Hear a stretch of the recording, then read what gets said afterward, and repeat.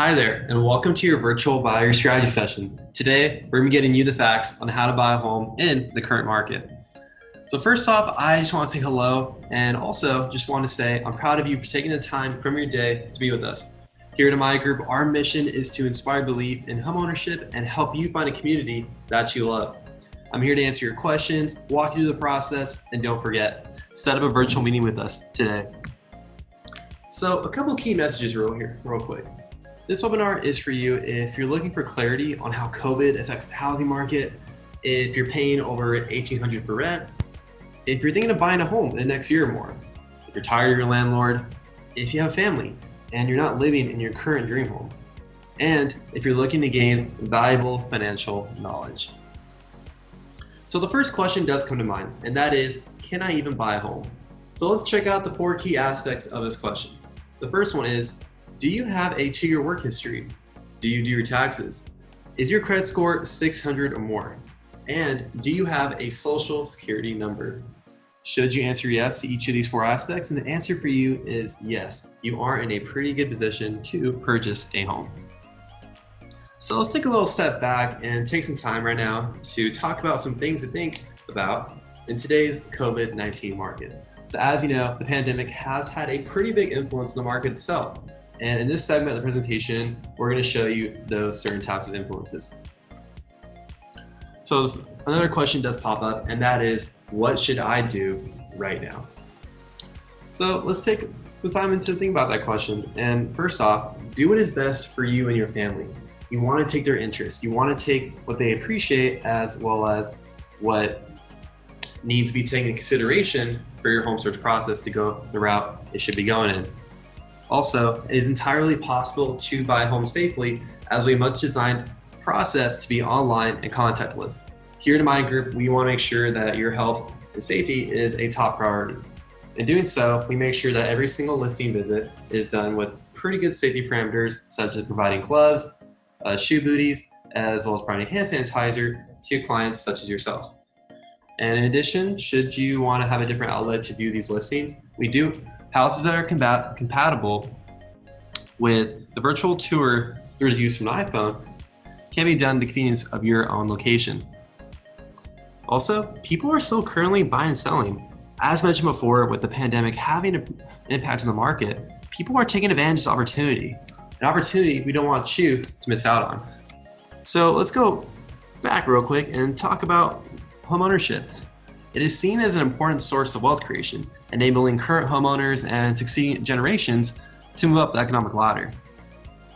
Also, homeownership is good as it represents the stability, independence, and freedom of reaching financial adulthood. This is seen as a major milestone and an investment that offers a diverse amount of opportunities. Now, let's cover the 5 mistakes to avoid when buying your first home in today's market. So in this segment, we're going to break down just each mistake and how you can steer clear of them and be on the right path. So the first mistake does come up, and that is you must have 20% down. Know this, there are many loan types and they don't always require 20% down. For example, you have FHA loans for first-time buyers and of course, conventional loans. Many people think you need 20% down, but our preferred lender has some great loan options that state otherwise. The only way you can find out about this is to start the pre-approval process, which leads us into our next part. Now let's talk about number 2. So you must have a high credit score. If you check out the graph on your right-hand side of the screen, you'll see the FICO score levels, ranging from the poor area of 300 all the way to exceptional at 850. So just know that we do work with people of different credit calibers, and you should not be discouraged by your current credit score standing. Now let's jump into mistake number 3. And that is you should purchase a home at the top end of your pre-approval. Now let's talk about the top end a little bit. So the top end of your pre-approval is your max budget, and you should never buy the top end as it can work against you and your budget. And often enough, clients who buy the top end of the pre-approval could be setting themselves up for dual years to follow. People need to get pre-approved to find a home. And also, not many very people know this, but your pre-approval letter lasts for 3 months. Yeah. And if you're looking at buying within the next 3 months, then get pre-approved now. Take advantage of this unique opportunity. Furthermore, this will allow you to see what price range you can afford and save you time.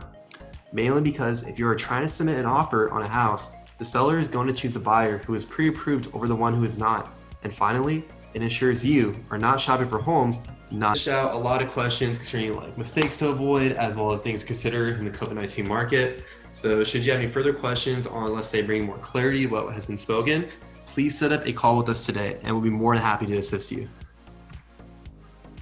So let's move on to number 4. It's cheaper to rent than to own. If you check out the graph on the right-hand side of the screen, you'll look at the cost of renting versus buying. So historically, the percentage of income needed to afford median rent was at 25.8%, and currently it has risen to 27.7%. Now check this out. The percentage of income needed to afford a median home was historically at 21.1%, and currently it has lowered to 17.5%. If you're renting and think you can't afford a home, think again. Buying costs significantly less than renting. Either way, you're paying a mortgage. Why not have it be yours? So let's go a little bit further detail, and especially with the cost of renting increase. So data shows that cost of renting increases by 10% a year. So let's go further. Take for example John. John is renting and pays with a 10% increase. His first payment comes off at $1,400, and as the years progress on to year 5, he's currently looking at a payment just over $2,000. Remember, renting gains no equity. Let's take another example. Look at Carlos. Carlos is buying and pays off his first payment of $1,800. Now, as you see the payments go from year 1 to year 5, you notice they're stable, consistent.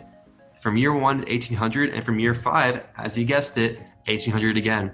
Your mortgage is fixed and buyers gain equity, a huge asset you do not want to miss out on. Now we're on to number 5. Owning allows you to gain equity, which is an important source of wealth creation. So 53.8% of all homes in America have at least 50% equity. It's a good amount.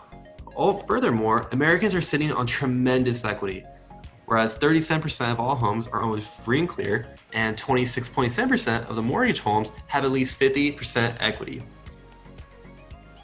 So here are some things to think about as you search. Are you buying this home for your family? As mentioned before, you want to make sure you keep your family's insights as well as their interests into your home search. It's essential, and especially narrows down the home search process to something that fits your interest. Can you live in this home for a long time? So think back as to why you're moving in. It's almost the biggest question as to finding a home. It's a why question. Are you settling down with a family? Are you planning on starting a family at this home? These critical questions do come into play when narrowing down what you want to, or rather, a listing that one day you can call home. Can you afford the payments comfortably? So you want to be realistic. As mentioned with the top end of pre-approval, you never want to buy it at the top end because it's going to hurt the budget. It's going to set you up for dual years to follow. And you want to make sure you're in a place not only you're comfortable, in a sense, it works with your budget. Also, you'll be bragging about your interest rates for a decade. And I think it's a pretty cool thing to do. So let's take, for example, a couple of stories here. So let's look at Oscar's customer story. This is a personal testimony from a client that we helped inspire his belief in homeownership and found him a community, or should we say a listing, that he loves. So quoted by Oscar himself, "If I didn't speak to you, I would have never known I qualified." And often enough, this is an obstacle that some clients find themselves into. And being informed, being shown the right path, the right outlet is what we want to do here at Amaya Group for clients such as yourself. Oscar is a warehouse operations manager down at Decker Warehouse, and he's been a home buyer since 2019. Right here is a quick video link that shows the Luis family story and overall how us as a group wants to expand on providing you a place that you can call home. I'm helping you out with questions you need answering, providing you insight, information in areas that you should be informed on. So after all this, I hope you feel educated. I hope you have the knowledge of the market. I'm here as an educator, not as a salesperson. And of course, all your specific situations are gonna be different. So what I've done for you is I went ahead and put together a specific Calendly link so we can sit down face-to-face through video and have a digital buyer consultation.